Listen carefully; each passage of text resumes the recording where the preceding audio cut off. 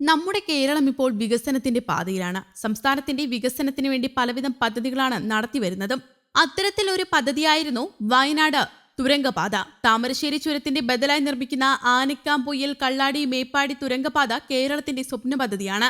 ഇപ്പോൾ ഇതാ തുരങ്കപാത നിർമ്മിക്കാനുള്ള എല്ലാവിധ തടസ്സങ്ങളും നീങ്ങിയിരിക്കുകയാണ്. മാർച്ച് 1 ചേർന്ന യോഗത്തിൽ പദ്ധതിക്ക് അന്തിമ അനുമതി നൽകാൻ സംസ്ഥാന പരിസ്ഥിതി ആഘാത നിർണയ അതോറിറ്റി വിദഗ്ധ സമിതി ശുപാർശ ചെയ്തിരിക്കുകയാണ്.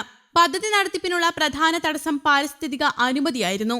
നിബന്ധനകളോടെയാണ് അന്തിമ അനുമതിക്ക് ശുപാർശ നൽകിയിരിക്കുന്നത്. രേഖാമൂലമുള്ള അനുമതി ലഭിക്കുന്നതോടെ കരാറെടുത്ത കമ്പനിക്ക് വർക്ക് ഓർഡർ നൽകി നിർമ്മാണം ആരംഭിക്കാൻ കഴിയും. സ്ഥലമെടുപ്പ് നടപടികൾ 90% പൂർത്തിയാക്കിയിട്ടുണ്ട്. നിർമ്മാണ വസ്തുക്കളുടെ അവശിഷ്ടങ്ങൾ സൂക്ഷിക്കാനുള്ള സ്ഥലം കൂടി മാത്രമേ ഇനി ഏറ്റെടുക്കാനുള്ളൂ. തുരങ്കപാത നിർമ്മാണം പരിസ്ഥിതിലോല പ്രദേശത്തായതിനാൽ ഉചിതമായ സുരക്ഷാ മുൻകരുതലുകൾ സ്വീകരിച്ച് നിർമ്മാണം നടത്തുക.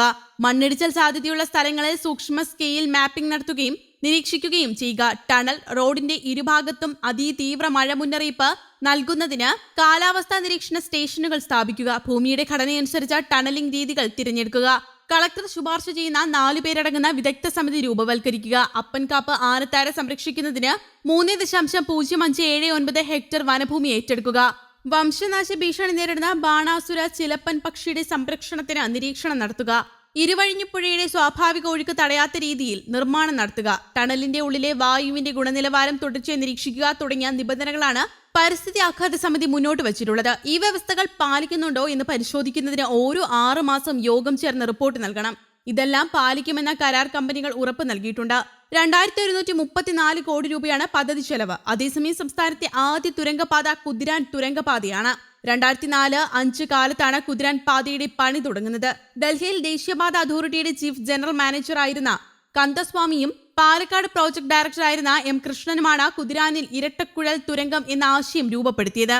2006 വിശദ പദ്ധതി രേഖ തയ്യാറാക്കി. സ്ഥലമേറ്റെടുക്കൽ നടപടികൾ പൂർത്തിയാവാൻ വർഷങ്ങളെടുത്തു. 2007-ലും 2008-ലും ടെൻഡർ ചെയ്തിരുന്നെങ്കിലും ആരും വന്നില്ല. 2010-ലാണ് കരാർ ഉറപ്പിച്ചത്. 6 വരി പാതയുടെ കരാറുകാരായ KMC കമ്പനി തുരങ്കം പണി പ്രഗതി ഗ്രൂപ്പിന് ഉപകരാർ നൽകുകയായിരുന്നു. രണ്ടും ഹൈദരാബാദിലെ കമ്പനികളാണ്. അന്തിമാനുമതി കിട്ടിയത് 2013-ലും.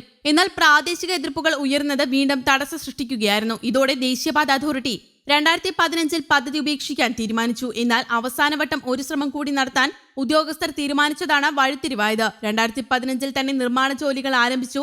2016 മെയ് 13-ന് ഡ്രില്ലിംഗ് ജംബോസ് എന്ന ഉപകരണങ്ങളുമായി രണ്ടറ്റത്തു നിന്നും പാറ തുരക്കൽ തുടങ്ങി.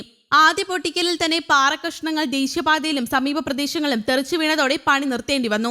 ജൂണിലാണ് വീണ്ടും തുടങ്ങിയത്. പാലക്കാട് നിന്ന് വരുമ്പോൾ ഇടതുവശത്തുള്ള തുരങ്കം ഫെബ്രുവരി 22-നും രണ്ടാം തുരങ്കം ഏപ്രിൽ 21-നും കൂട്ടിമുട്ടി. പിന്നീടും പല തടസ്സങ്ങളും ഉണ്ടായെങ്കിലും കഴിഞ്ഞ വർഷങ്ങളിൽ നിർമ്മാണ പ്രവർത്തനങ്ങൾ ഊർജിതമാക്കി. ഒടുവിലിപ്പോൾ സംസ്ഥാനത്തെ ആദ്യ തുരങ്കപാതയാണ് കുതിരാൻ. പാലക്കാട് ഭാഗത്ത് നിന്ന് തൃശൂർ ഭാഗത്തേക്ക് പോകുന്ന തുരങ്കപാതയാണ് കുതിരാൻ പാത. 200 കോടിയാണ് ചെലവ് പ്രതീക്ഷിച്ചതെങ്കിലും 350 കോടിയോളം രൂപ ഇതുവരെ ചെലവായി. News desk, Kerala Kaumudi.